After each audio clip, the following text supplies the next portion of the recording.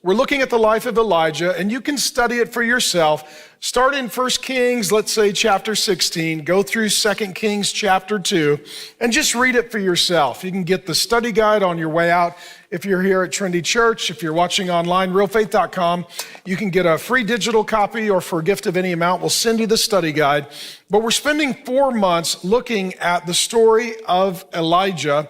And of course, it's God who's over the entire story. A God working through the man of God, Elijah, the prophet, and he is against Ahab and Jezebel, a king and a queen that are not just people, but people that are empowered by demonic and evil forces. And though Ahab and Jezebel no longer live today, the demons who work through them continue their work in our day. That's our working thesis. And we've examined this relationship a bit of Ahab and Jezebel, and today I want to focus on Ahab. Next week, we're going to focus on the Jezebel spirit, and then in point 4, the 4th week of this series of Real Men, we'll look at how to deal with and overcome those demonic forces of Ahab and Jezebel. But today we're going to look at 28 signs of the Ahab spirit. And I'm going to hit these issues rather quickly because I've got about 28 points in 35 minutes. But let me start by discussing 7 things that Ahab's love. This was Ahab in the Old Testament and those who are oppressed or possessed by the Ahab spirit. And I believe that the Bible is clear that a spirit can work through a man or a woman, but in my experience, it is oftentimes men who have the Ahab spirit, Jezebel who is the spirit that oftentimes women have. The Jezebel spirit is marked by control. It's all about control, being in control, not being healthy, not being right, not being godly, being in charge, being in control. A man or a woman can have that demonic spirit. In addition, Ahab is primarily marked by passivity. This is where they have a codependent relationship. The passivity of the Ahab spirit allows the control of the Jezebel spirit. And so when it comes to Ahab, if you were going to give one word, it would be passive.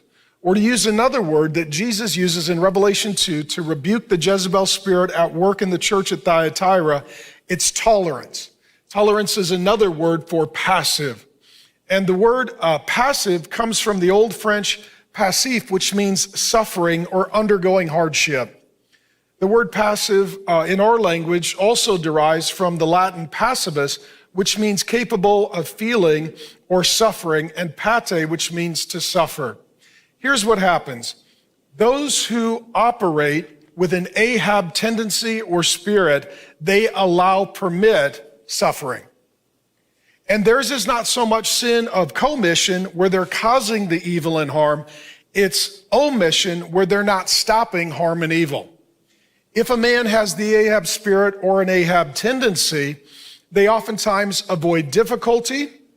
They don't like conflict. They don't like responsibility. They're passive. They allow evil to be done to their wives. They allow evil to be done to their children or grandchildren. These men are often liked and loved, but never respected. People have compassion for them, but they don't follow them because these are not leaders. They're weak men. They're passive men. They're sometimes cowards and indifferent. If you are a passive man, you are tolerating the Jezebel in your life, and you are allowing harm to come to your wife and to your children. That being said, here are 7 things that Ahab's love. Number 1, fear. They are guided by fear. Faith is when you trust that God is going to show up. Fear is when you trust that Satan is going to show up. The difference between faith and fear is who you are expecting to act. The Ahab spirit is constantly hiding. He is constantly afraid.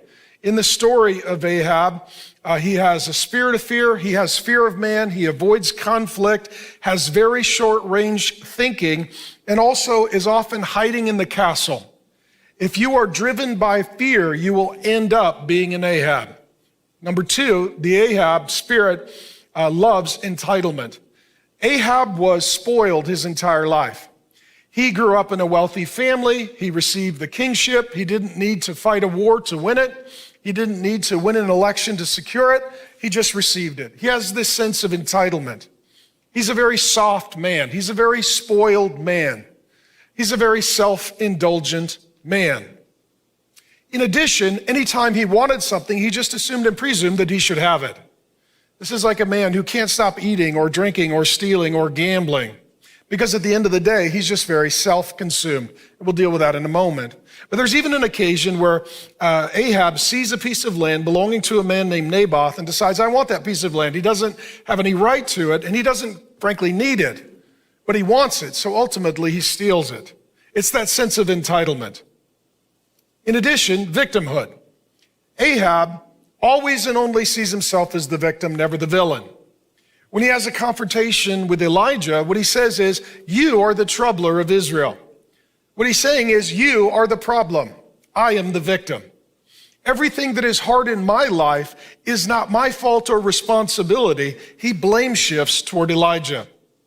And I would submit to you these three things, governed by a spirit of fear, a lazy self-indulgence, entitlement, and a sense of victimhood, that would encounter an entire generation that we're now dealing with, of incredibly soft, weak, woke young men.